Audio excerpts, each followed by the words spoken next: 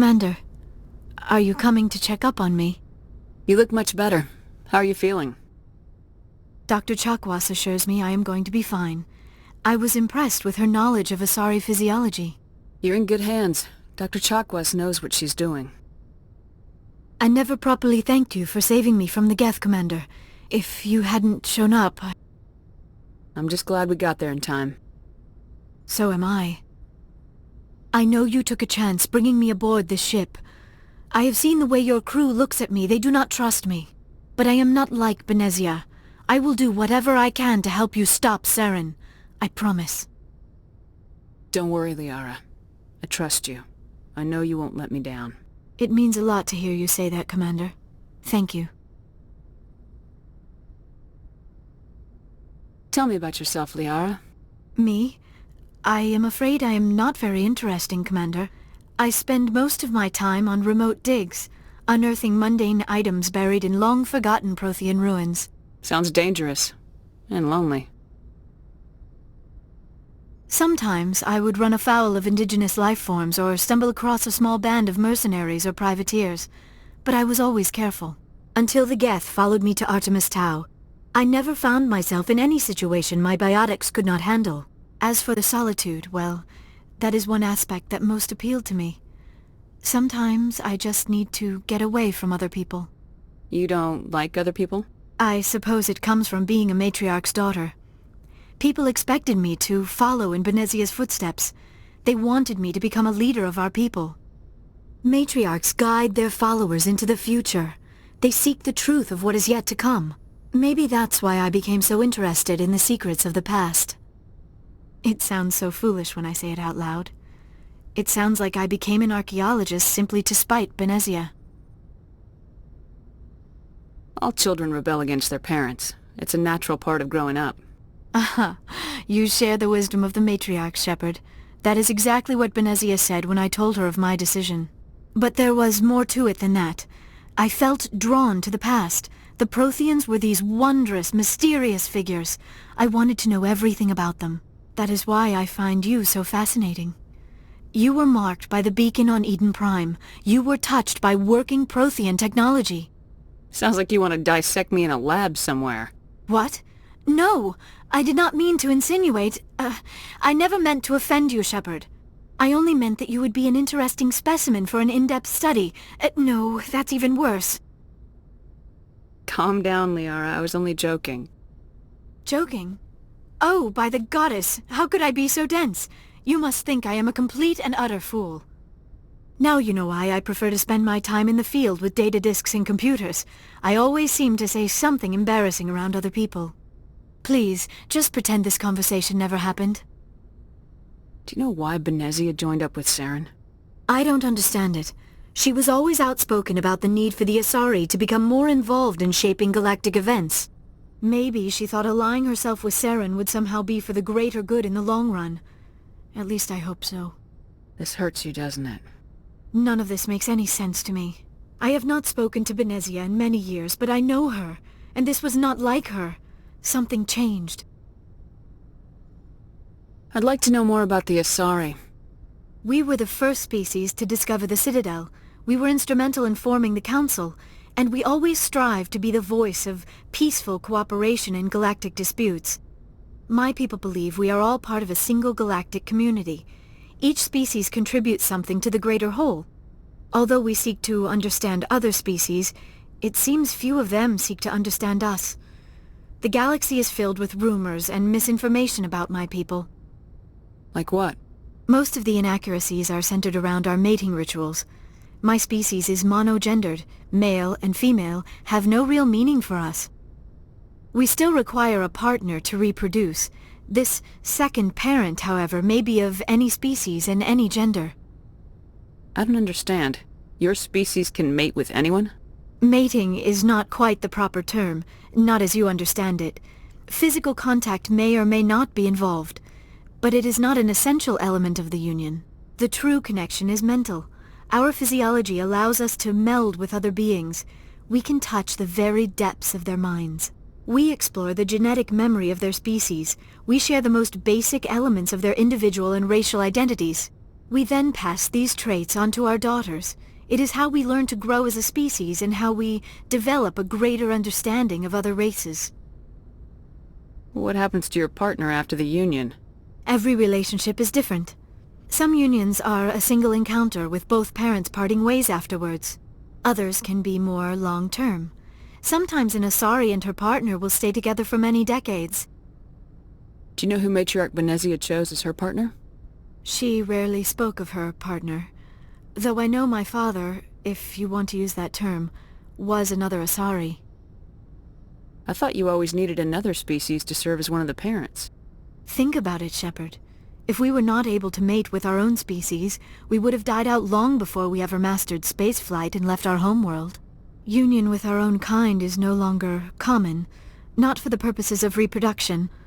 Most Asari believe it weakens our species. Asari daughters inherit racial traits from the father species. If both parents are Asari, then nothing has been gained, or so conventional wisdom would hold. I am what is sometimes called a pureblood, though no Asari would ever be cruel enough to say the word to my face. It is a great insult among my people. It is possible Benezia's partner was embarrassed by their union. She may have been too ashamed to publicly acknowledge me as her offspring. Maybe she wanted to meet you but couldn't. Something could have happened to her. Maybe she passed away. You might be right. I hope you are. But I have no way to know for sure. Benezia never spoke of her partner. Whatever happened, it caused her too much pain to dwell on it. She raised me by herself, though that is not uncommon. Many Asari raise their children alone, particularly if the father species is short-lived. Often the partner will pass on long before the child reaches maturity. You Asari live for 1,000 years. What happens when your partner dies? Few sapient species live as long as my kind. We have learned to take a philosophical approach to our unions. We do not focus on the inevitable loss of our partners. Instead, we enjoy the time we spend with them. And even after they're gone, a part of them lives on in us. The union is a connection that transcends both time and space. I should go. Goodbye, Shepard. Yes, Commander? Is that... I should go. Goodbye, Commander.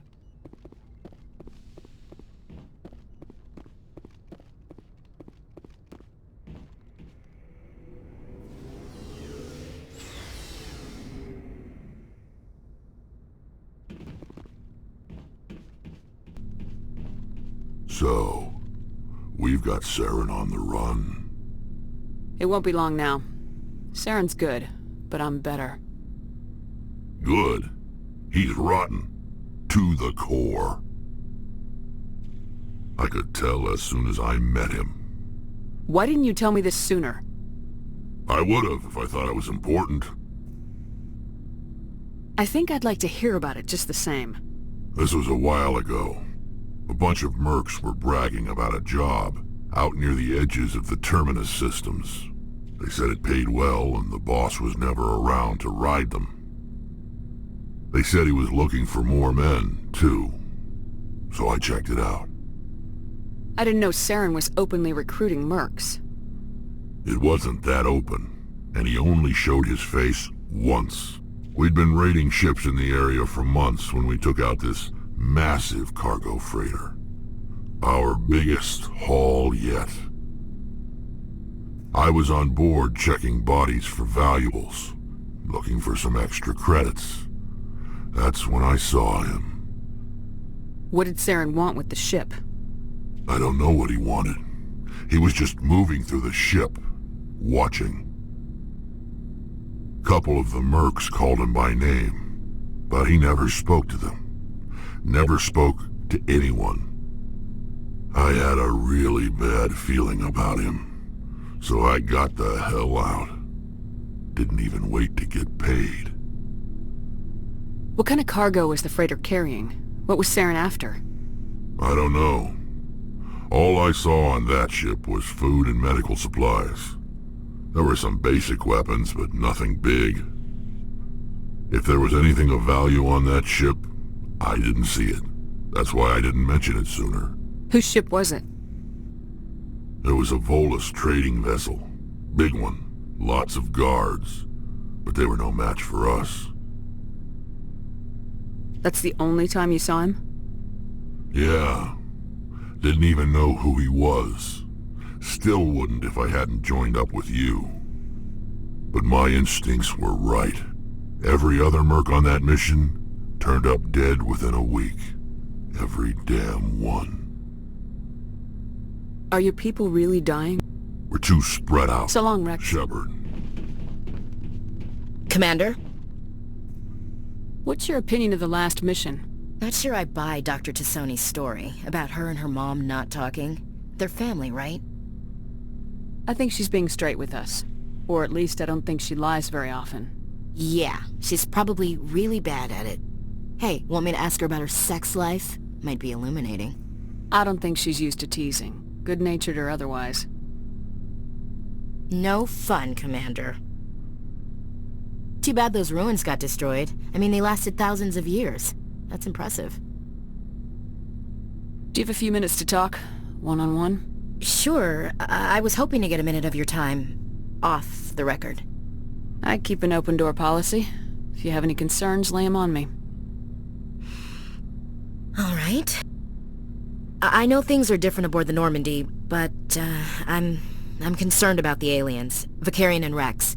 With all due respect, Commander, should they have full access to the ship? They may not serve the Alliance, Chief, but they're allies, at least as far as Saren goes. This is the most advanced ship in the Alliance Navy. I don't think we should give them free rein to poke around the vital systems. Engines, sensors, weapons. That's enough, Chief. You always second-guess your superiors? Ma'am, no ma'am. I'm sorry, I was out of line. I'll get back to my duties, Commander.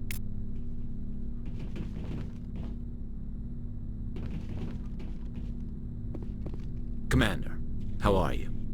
Why did you want to be a C-Sec officer in the first place? That's a good question. There were several reasons, I guess. Like what? Probably the same as most officers. I wanted to fight injustice, wanted to help people. I guess my father had something to do with it too. He was C-Sec, one of the best. I grew up hearing about his accomplishments or seeing his picture on the vids after a big arrest. He's taking my resignation pretty hard. That's tough. But you'd think he'd be impressed you're going after Saren. My father's a C-Sec man to the bone. Do things right or don't do them at all, he says. He thinks I'm being too rash, too impatient. He's worried I'll become just like Saren. He actually talked me out of becoming a Spectre when I was younger, for the same reasons. You were asked to be a Spectre? Well, I was targeted as a possible Spectre candidate, me and about 1,000 other Turian military recruits. I could have received special training, but my father didn't like it. He despises the Spectres. He hates the idea of someone having unlimited power with no accountability. He wouldn't like you, Commander. No offense. I suppose I can understand his concern. You can. But Saren's not going to play by our rules, C-Sec's rules. If you want to nail Saren, you need to send someone who isn't restricted by policies and procedures. Just because you can break the rules doesn't mean you should. I don't need to stoop to Saren's level to stop him. And neither do you, Garrus. I see what you mean, but I'll think about it. Thanks, Commander. Looking for supplies? Let's see what you got. You bet, Commander.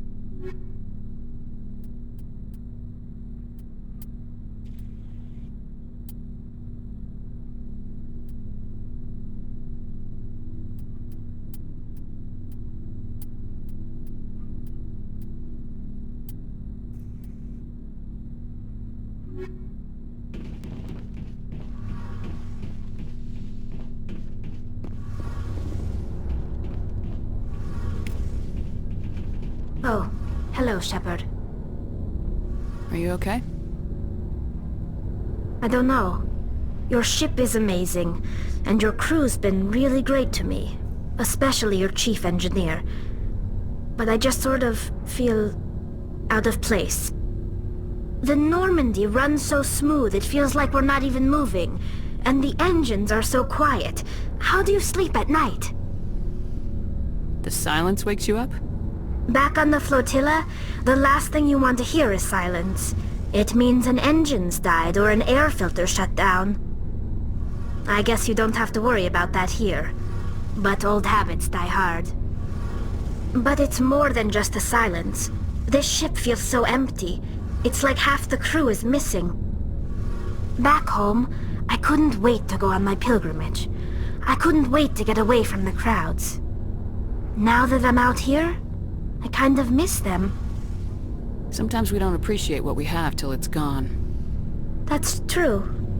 I'm starting to wonder if that's what the pilgrimage is really about. It's given me a whole new perspective on my people and our culture.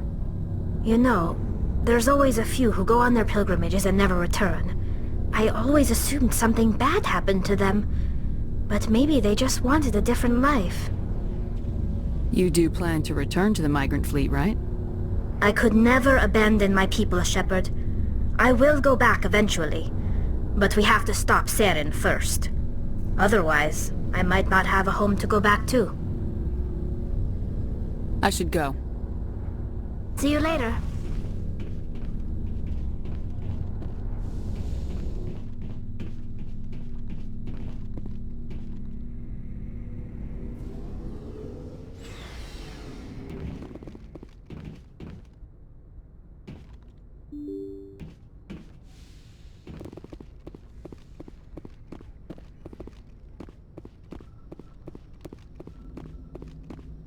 I prefer gold to silver, you know, for my medal.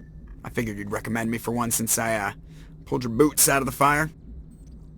If we present you with a medal, you'll end up sitting on stage listening to politicians make speeches for a couple of hours. That's a good point. They'd probably make me shave, too. I spent the last 7 weeks working on this baby.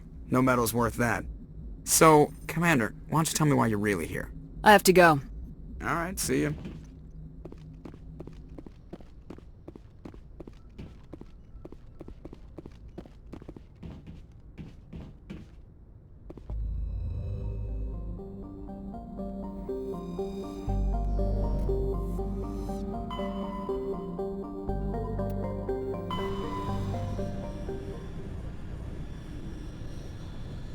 Message coming in. Patching it through. Commander Shepard, my name is Nasana Dantius. I have a job for you. I can't say any more in an unsecured communication. If you're interested in hearing my offer, meet me on the Citadel so we can talk in person. I'll be waiting in the Diplomat's Lounge on the Presidium.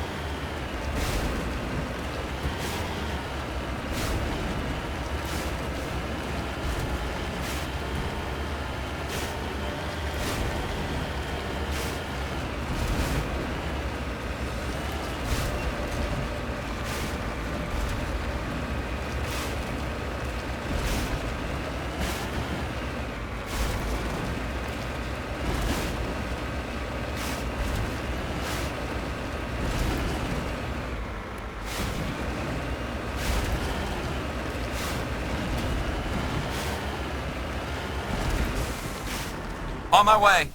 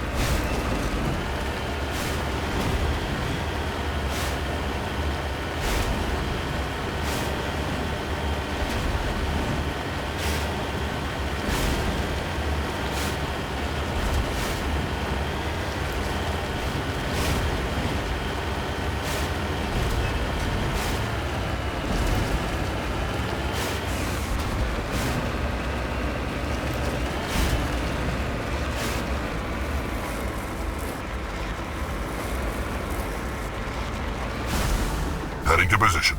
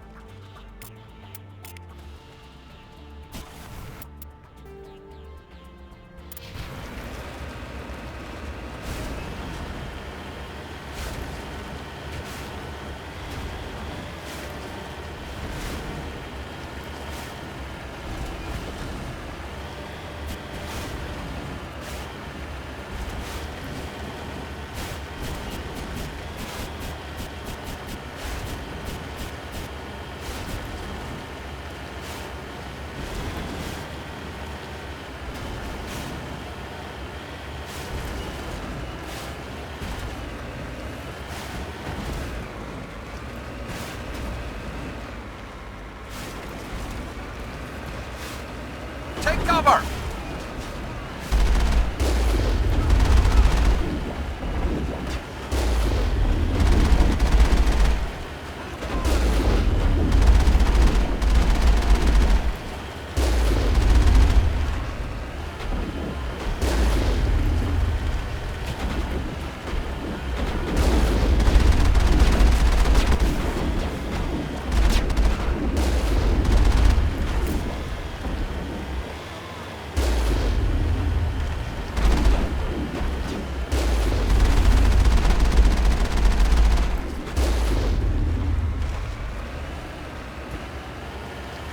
That's it. Bag 'em and tag 'em.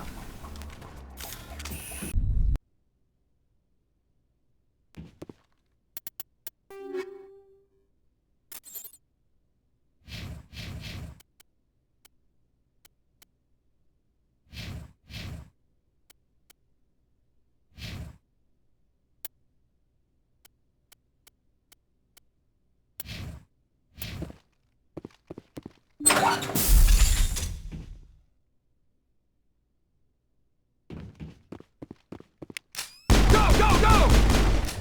Watch out! Enemy is everywhere! Locked and loaded.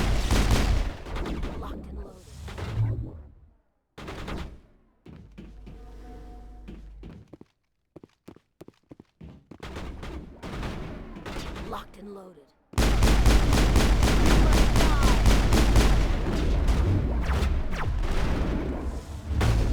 Locked and loaded. Locked and loaded.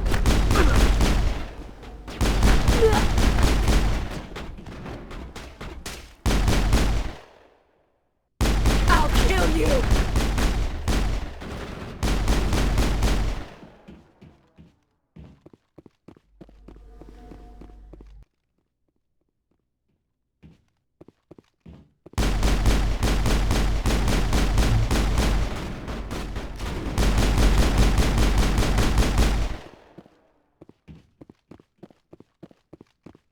All targets down.